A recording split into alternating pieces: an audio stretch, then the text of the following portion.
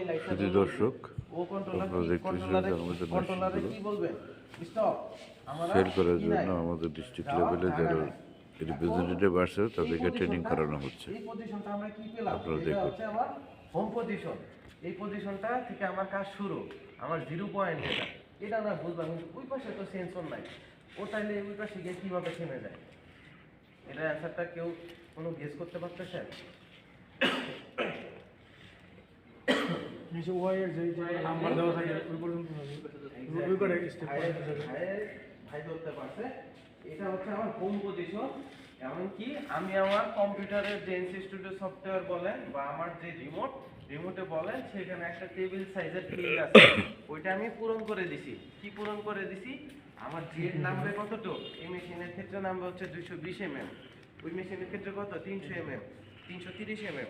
আমি সেই ক্ষেত্রে আমার CNC Router সফটওয়্যারে বা রিমোটে যে দুইটা ফিল্ড ছিল, ওই ফিল্ডে কি সেট করে দিছি? আমার টেবিল সাইজ কত, আমার ওয়াই সাইজ আমি সেট করে দিছি কত 2500, আমার এক্স এর সাইজ আমি কত সেট করে দিছি 1300, আমার জেড এর সাইজ আমি কত সেট করে দিছি 300। তো মেশিন যখন এটা হোম পজিশন পাইছে, মানে এটা ওর স্টার্ট পয়েন্ট, এখান থেকে যখন ও ওই পাশে 2500 গেছে, মানে আমার বেড সাইজ তো 2500 বেশি আছে, কিন্তু আমার ওয়ার্কিং সাইজ কত 2500। এই পাশ থেকে যখন এটা তো হোম পজিশন, মানে কি এটা হলো 0 পজিশন, আর এখান থেকে যখন 2500 গেছে তখনই কন্ট্রোলার বলে দিছে স্টপ লিমিট, মানে 2500 বাইরে কি মেশিন যাবে না। এখান থেকে যখন আমি টান দিয়ে ওই পারে নিছি 1300 পর্যন্ত চলে গেছে, কন্ট্রোলার বলে দিছি কি স্টপ, আমি লিমিটে চলে আসছি, আমি যাবো না। এখান থেকে যখন বেডে নামছে, যখন 220 নামছে, কন্ট্রোলার বলে দিছে কি স্টপ, আমার লিমিট শেষ, আমি আর যাবো না। তাহলে আমরা যদি এই কাজটা এভাবে যদি না হতো, তাহলে কি হতো?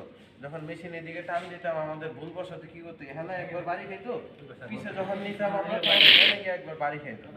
তো মেশিন আমরা সারাদিন আমরা চালাচ্ছি, মেশিন কি একবার বাড়ি খাচ্ছে? মেশিন না বাড়ি খাওয়ার কারণ কি আমরা বুঝলাম, যে এই পাশে হচ্ছে আমার 3 সেন্সর, আর ওই পাশে হচ্ছে কি আমার 3 এক্সিসের লিমিট, নাকি? এই হোম পজিশন যদি আমি বুঝি যে এটা আমার 0 পজিশন, আর এটাও যদি আমার সফটওয়্যার জানে যে আমার যাওয়ার ক্ষমতা আছে 25 mm পর্যন্ত, তাহলে কি করবে? এখানে সেন্সরে ধাক্কা খাওয়া বাঁচাবে, ওখানে বাঁচাবে কি লিমিট। 2500 গেলেই ও কন্ট্রোলারে স্টপ করে দেবে, কন্ট্রোলারের ক্ষমতা নাই মোটরকে আর পাওয়ার দেওয়ার।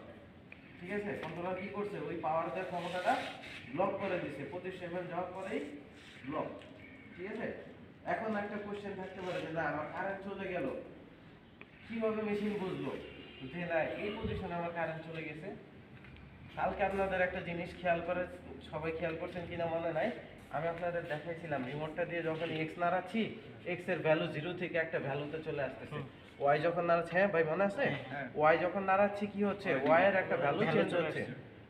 তো সেম এই জায়গার ভ্যালু যদি 0 হয়, এখন স্পাইন্ডাল যেই জায়গায় আছে এই জায়গার এক্স ওয়াই জেড এর ভ্যালু কি সেম? আলাদা না?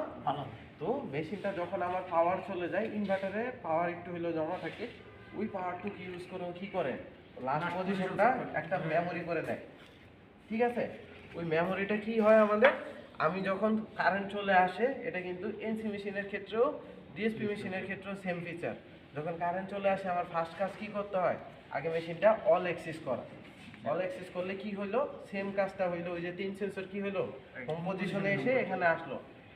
আমি যখন কাজ শুরু করছি তখন আমি কি করছিলাম, অল অ্যাক্সেস করে হোম পজিশনে এনে এখান থেকে অরিজিন সেট করে কাজ করছি।